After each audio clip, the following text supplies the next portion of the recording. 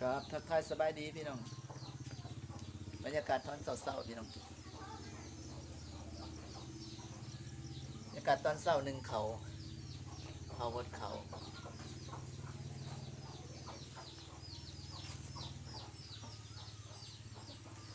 ปลายฝนต้นหนาวแล้วเด้อพี่น้องเด้อ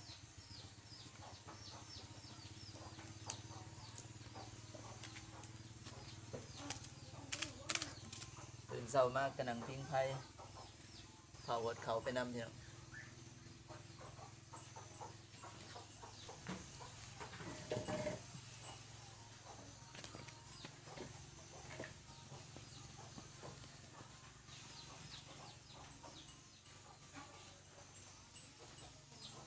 หอนย่ำหนาวเลยปลายฝนต้นหนาวแล้วปลายฝนต้นหนาวแล้วไปเขาวดเขาบรรยากาศยามเศร้า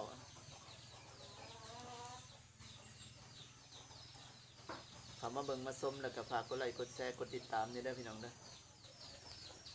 ให้กำลังใจเลย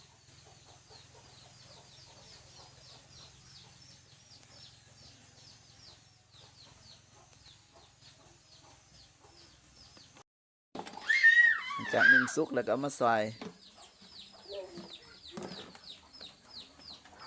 ข้าวใหม่ได้อพี่น้อง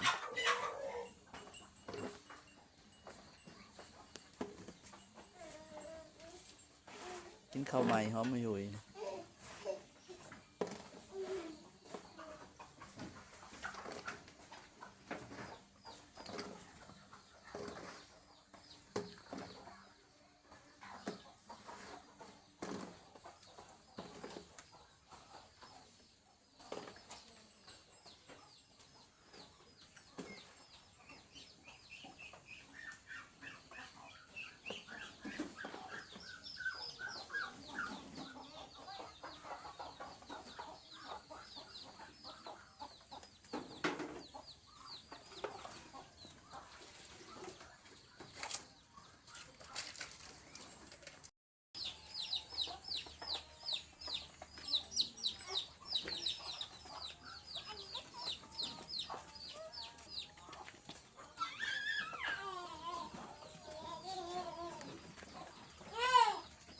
ซุมนั้นได้หลับคือบทบริปล่อยบ่ซุมนั้น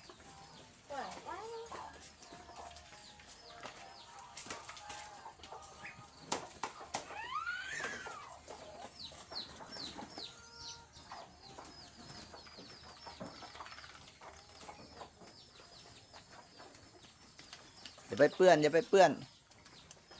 ไปเปื้อนมาบ่ลงเปื้อน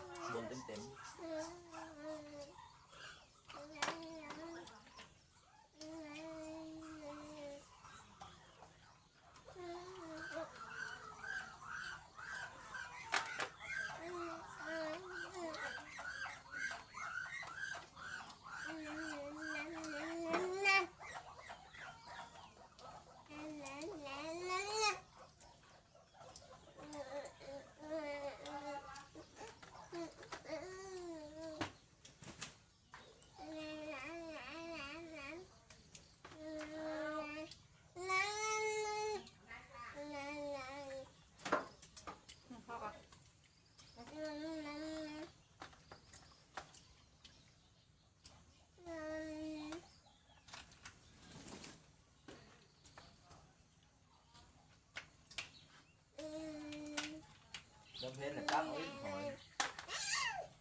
ตั้งนี่ไม่บอก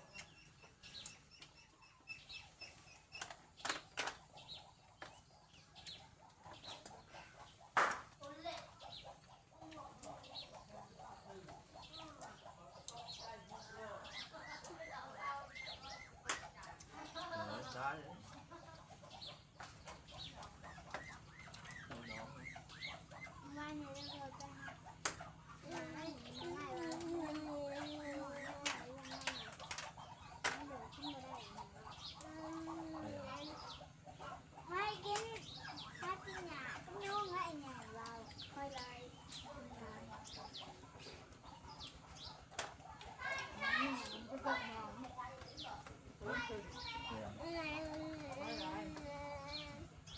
ต้องนั่งนะเพื่อนขึ้นยืนแรงมา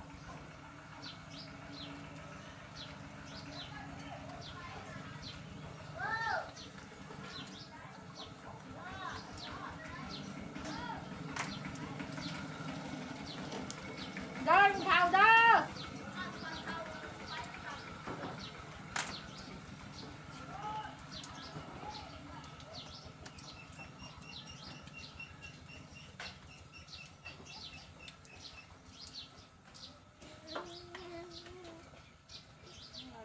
ไปน้องแม่น้องแม่จะเอาโอ้ยันลูกมือตีลูกเองคนใหญ่เนี่ยลูกเบี้ยอ่ะลุงหลังไปหลังมาตัวนี้ หยุดมาหนึ่งก็ได้ จังไปนั่นเลยบอกน้องมือยางตัวนี้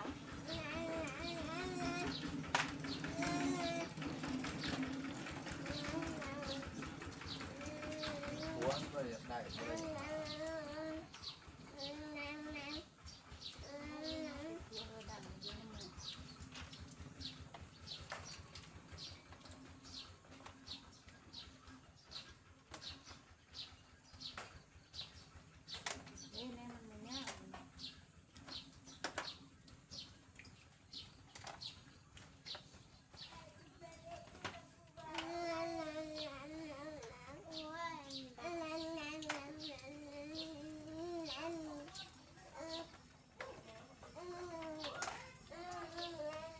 ว้าวแพ้เจ็บเท่ากันเลย เก็บเข้ากันนะมันยาก ได้พูละ50,000เลยนะ โอ้ยสองคนกันมาที่พัน เจ็บคนเดียวแบบง่ายต้องสอบ แสดงว่าคนหนึ่งมันกินงานหมดแล้ว มันดึงกันมันจิ้มให้เนาะ เก็บคนเดียวดีกว่า